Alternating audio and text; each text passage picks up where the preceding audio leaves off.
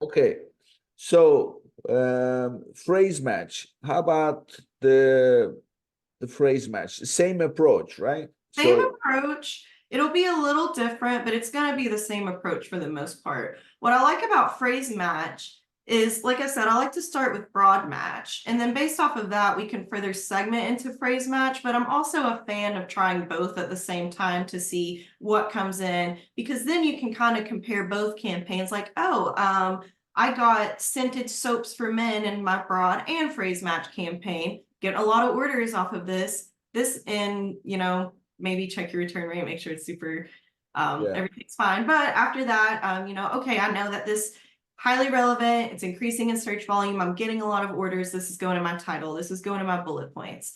In fact, I'm going to advertise this keyword in any way I can. You can get your sponsored display, your sponsored brand campaigns.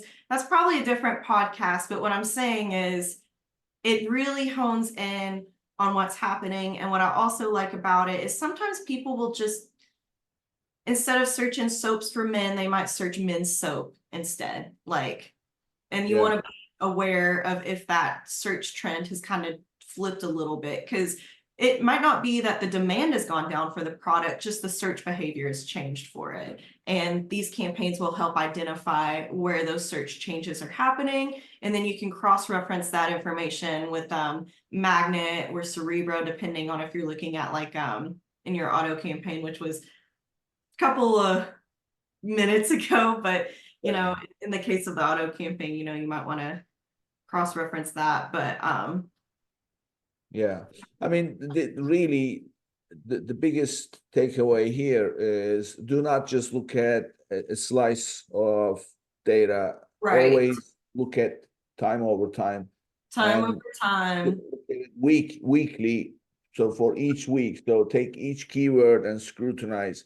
And you can, I mean, this calls for a fairly advanced way of using Excel or Google Sheets, but that's the nature of the beast, right? So you Yeah, have you to do. have to know how to analyze this data or you're not going to be successful. And That's the bottom also you line. need to be able to visualize the data, right? So it's not just. Exactly.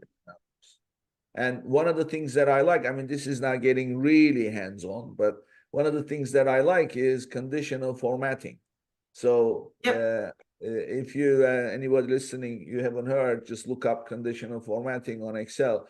You can really define based on Yeah, rules, show this data in a different color. So even if exactly. you If can do cell visualization, C is more than the other cell, your week over week data, let's color that green. If it's less, color it red. And then that's very visual. You don't have to just look at numbers and zone out, and yeah, you have it right there in front of your face.